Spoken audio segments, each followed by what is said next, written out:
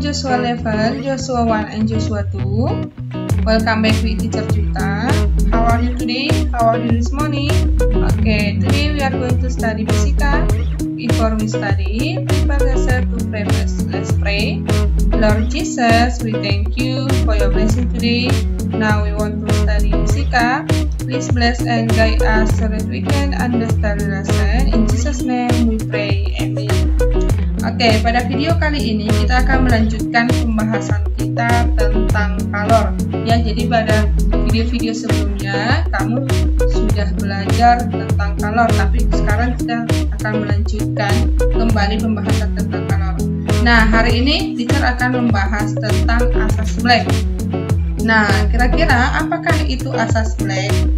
Nah, asas Black itu adalah suatu konsep yang ditemukan oleh seorang Joseph Black. Nah, Joseph Black ini menjelaskan bahwa besar kalor yang dilepaskan oleh suatu benda sama dengan besar kalor yang diterima suatu benda tersebut. Nah, jadi misalkan di sini ada dua benda, ya. Benda yang pertama melepaskan kalor dan benda yang kedua menerima kalor. Nah, contoh yang bisa kita temui dalam kehidupan kita sehari-hari, misalnya saat kita membuat teh manis dingin, ya. Nah, pastinya yang pertama kita akan membuat teh manis yang panas, lalu akan menambahkan es batunya. Nah, es batunya ini berfungsi untuk menurunkan suhu. Nah, kenapa menurunkan suhu? Nah, kalor yang dilepas si teh akan diserap oleh si es batu. Nah, sehingga teh manis yang panas tadi akan menjadi dingin. Nah, kemudian contoh yang kedua, misalkan kita membuat kopi panas. Nah, saat kita membuat kopi panas pasti gelas kita pasti akan ikut panas juga. Nah, itu adalah konsep yang dikemukakan oleh asas Black yang bisa kita jumpai dalam kehidupan kita sehari-hari. Nah, kemudian untuk mencari rumusnya, maka dari konsep dari asas Black ini dapat kita simpulkan bahwa Q lepas sama dengan Q diterima, ya. Jadi yang pertama kita tuliskan harus Q lepas sama dengan Q diterima, karena kalau ada yang melepas pasti diterima, ya. Nah, rumus-rumus ini sama dengan rumus yang digunakan pada video sebelumnya, ya.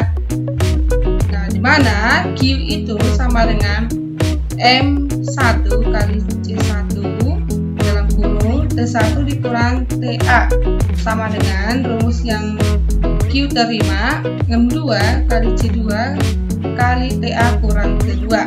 Nah, untuk keterangannya, Q lepas sama dengan kalor yang dilepaskan benda bersuhu lebih tinggi, satuannya adalah joule. Kemudian Q yang diterima, kalor yang diterima benda bersuhu lebih rendah, satuannya joule. Kemudian M1-nya itu adalah massa benda yang melepaskan kalor, ya. Satuannya adalah kilogram. Nah, nanti bisa juga nanti satuannya gram. Oke, kemudian M2-nya adalah massa benda yang menerima kalor, satuannya adalah kilogram atau gram. Kemudian C1 yaitu kalor jenis benda pertama atau benda 1, satuannya adalah joule per kilogram per derajat Celcius. Kemudian C2-nya adalah kalor jenis benda kedua, joule per kilogram per derajat Celcius. Kemudian untuk T1 adalah suhu benda yang lebih tinggi atau satuannya adalah derajat Celcius. Kemudian keduanya adalah suhu benda yang lebih rendah, yaitu derajat Celcius. TA itu adalah suhu akhir setelah benda yang disentuh atau dicampur, satuannya adalah 0 derajat. Nah, jadi untuk mencari suhu dari campuran antara benda pertama dengan benda kedua, kita menggunakan rumus ini, yaitu Q lepas sama dengan Q diterima. Nah, untuk rumus-rumus lain selain ini, misalnya adalah Q sama dengan H kali delta T, atau H sama dengan M kali C, atau Q sama dengan M kali L. Ini tergantung soal yang ditanyakan. Nah, jadi rumus-rumus ini sama dengan rumus yang sudah kita bahas di video-video sebelumnya. Oke, untuk contoh soalnya misalnya air sebanyak 0, kg yang bersuhu 100 derajat Celcius dituangkan ke dalam bejana dari aluminium yang memiliki massa 0,5 kg. Jika suhu awal bejana sebesar 25 derajat Celcius, kalor jenis aluminium 900 Joule per kilogram derajat Celcius dan kalor jenis air adalah 4200 Joule per kilogram derajat Celcius, maka tentukan suhu akhirnya. Nah, jadi yang ditanya soal ini adalah suhu akhir atau suhu campuran dari air yang dituangkan ke dalam bejana dari aluminium, ya. Nah, jadi rumus yang bisa kita gunakan itu adalah Q lepas sama dengan Q terima. Nah, jadi pertama-tama kita harus buat dulu diketahuinya ya, supaya lebih gampang memasukkan ke rumusnya nantinya.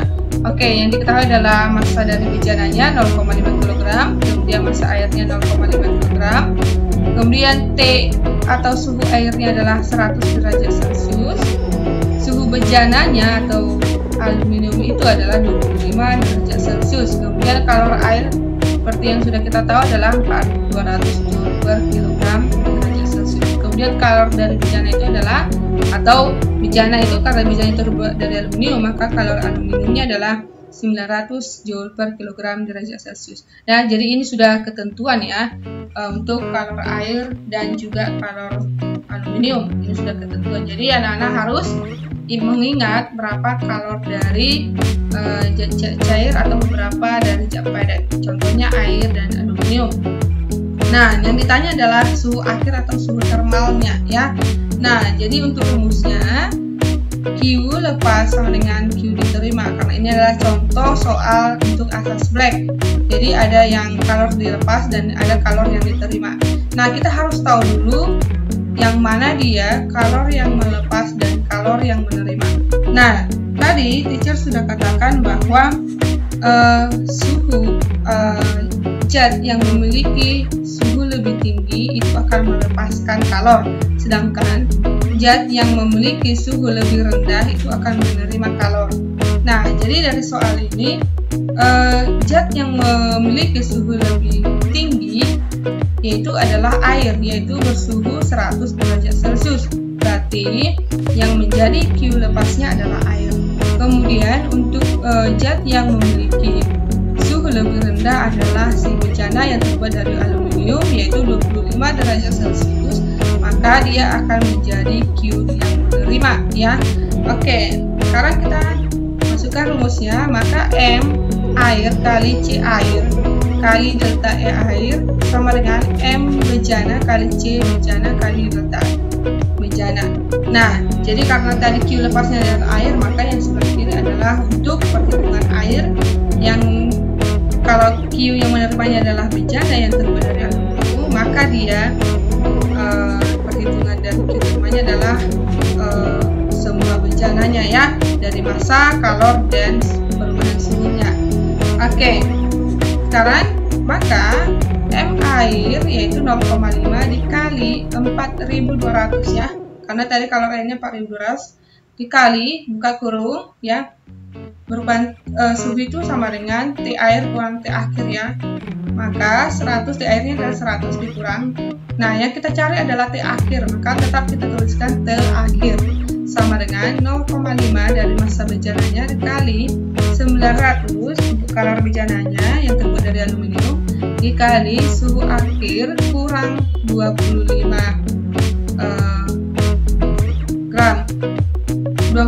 derajat Celcius. Oke. Nah, maka kita kalikan 0,5 dikali 4200, maka 2100 dikali, nah 100 kurang T akhir sama dengan 0,5 kali 900 itu sama dengan 450 dikali T akhir kurang 25.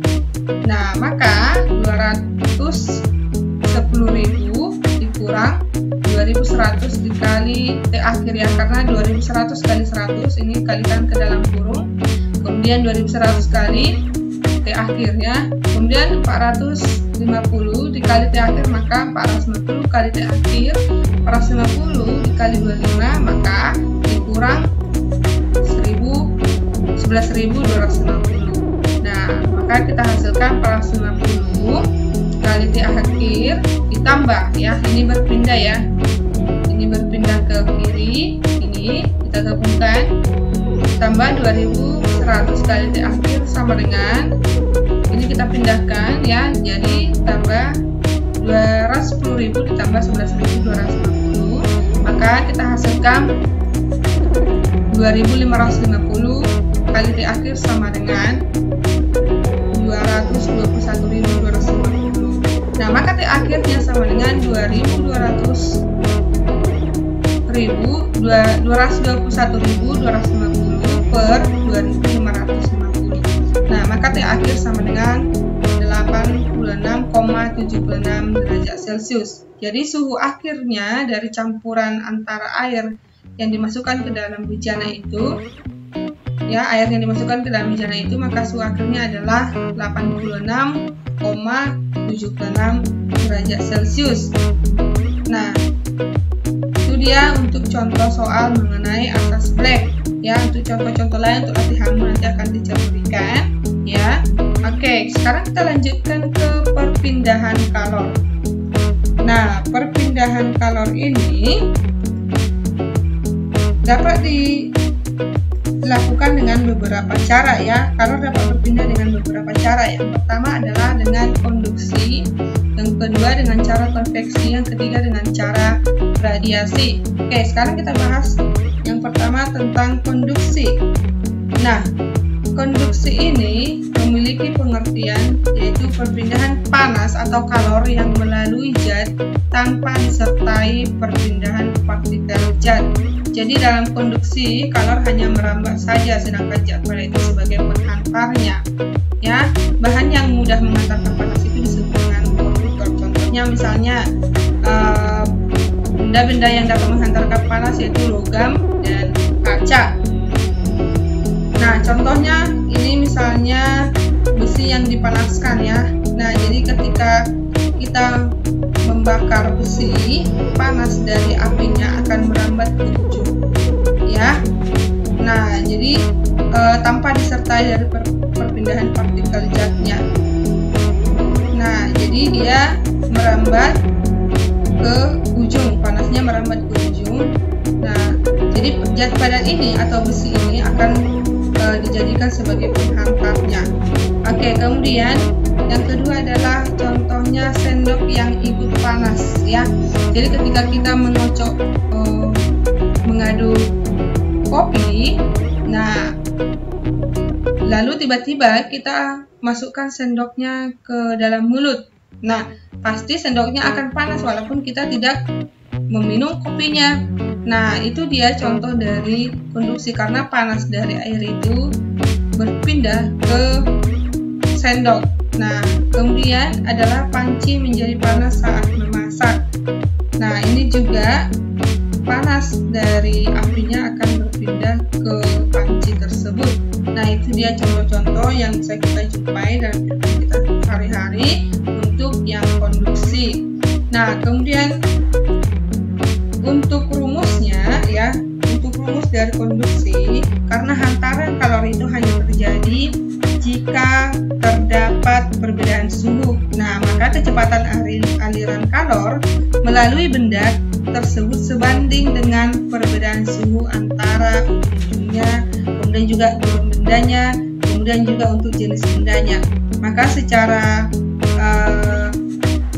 persamaannya, aliran kalor itu melalui benda seragam ditemukan dari percobaan bahwa aliran kalor atau delta Q-nya per selang waktu delta T ya dapat dinyatakan yaitu Ka kali T1 kurang T2 per L. Nah, untuk keterangannya A itu adalah luas penampang lintang ya. Contohnya M pangkat 2. Untuk L itu adalah jarak antara kedua ujung yang mempunyai suhu lebih tinggi T1 dan suhu lebih rendah T2. Satuannya M meter ya. Kemudian K itu adalah konstanta pembanding yang disebut dengan konduktivitas normal. Nah, itu dia untuk persamaan dari percobaan aliran kalor delta Q per selang waktu delta T ya. Oke, sekarang kita lanjutkan ke isolator. Nah, jadi ini kebalikan dari konveksi ya. Ini kebalikan dari konduksi. Nah, jadi kebalikan dari konduksi ini adalah isolator. Nah, zat yang dapat meredam atau menyekat kalor, itu arti dari isolator ya. Jadi zat yang dapat meredam atau menyekat kalor. Contohnya misalnya plastik, karet, kayu, gabus, air, dan udara. Nah, misalnya kita lihat pada setrika. Nah, jadi pada setrika ini yang menjadi isolatornya adalah ini ya. Ini yang biasa kita pegang untuk bisa menyetrika pakaian ya, supaya kita tidak terkena panas dari setrikanya, elemen yang menghantarkan panasnya. Oke, kemudian ini juga bisa ketemukan dari panci ya, pada ganggang panci.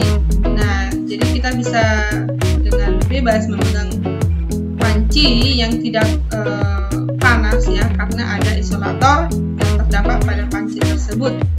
Nah, itu dia untuk isolatornya. Kemudian kita lanjut ke cara konveksi ya, perpindahan panas atau kalor dengan cara konveksi. Nah, perpindahan panas yang disertai dengan perpindahan partikel-partikel zat, contohnya misalnya fluida ya. Nah, misalnya ini ada pada saat air dipanaskan maka akan memuai.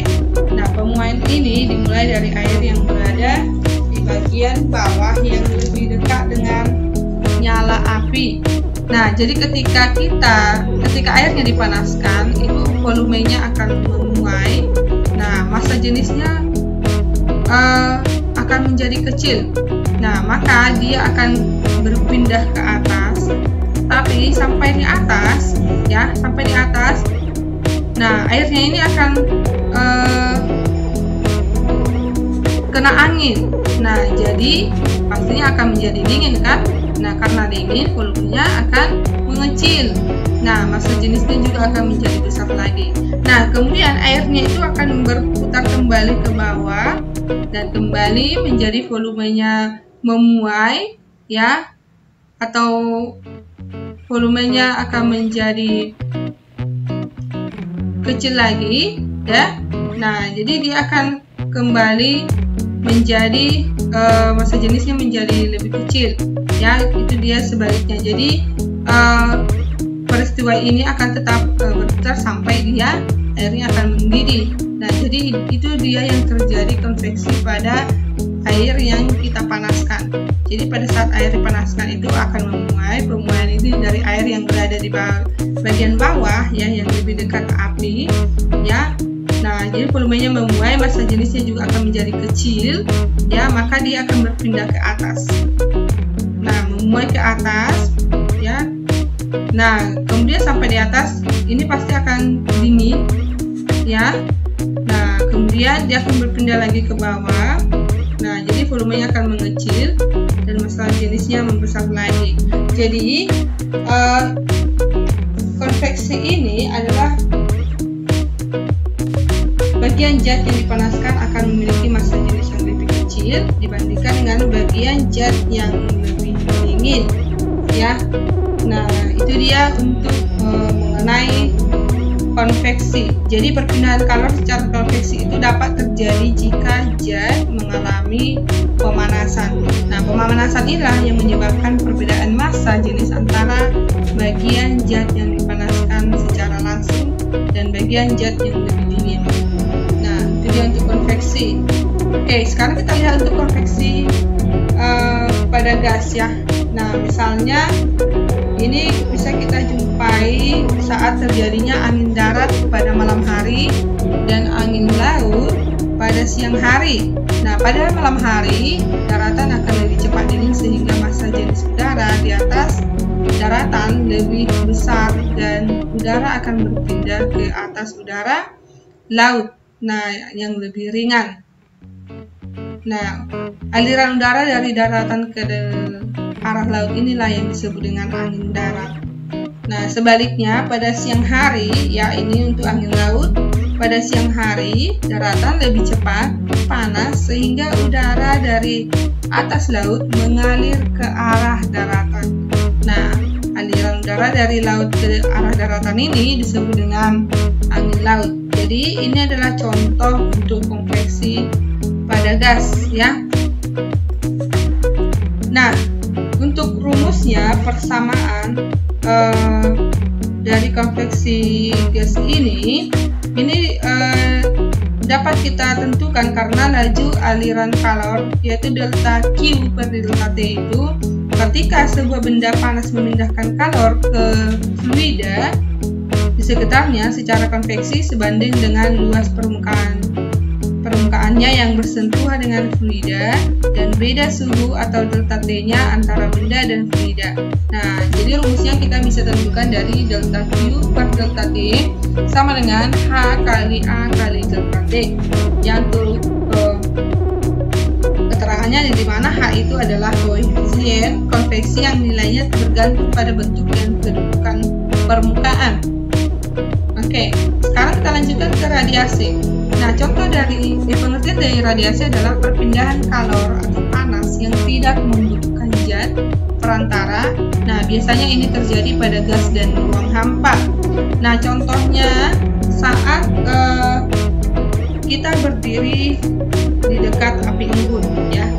Saat kita berdiri di dekat api unggun, kita merasakan panasnya itu tidak harus terjun ke dalam api. Nah, jadi dari jauh kita bisa merasakan panasnya. Nah, jadi saat kita ingin merasakan panas dari api unggun, kita tidak harus terjun ke dalam apinya, kan? Nah, kita bisa merasakan panasnya itu dari jauh. Nah, untuk contoh yang kedua, itu saat kita menjemur pakaian dengan panas matahari. Jadi, sinar matahari itu sampai ke bumi melewati ruang hampa sekian puluh juta kilometer sampai ke bumi. Nah, jadi masih memiliki energi panas. Sampai di bumi itu masih memiliki energi panas yang dapat dimanfaatkan manusia. Nah, misalnya untuk menjemur ikan, pakaian, atau padi, atau yang lain-lain. Nah, itu dia untuk mengenai radiasi, ya. Jadi radiasi itu tidak membutuhkan zat perantara seperti pada konduksi dan konveksi, ya. Nah, itulah penjelasan mengenai sedikit tentang kalor dan juga mengenai perpindahan kalor, yaitu secara konduksi, konveksi, dan radiasi, ya. Saya harapkan anak-anak paham materi hari ini, ya. Selamat belajar dan tetap semangat. See you next time and God bless you.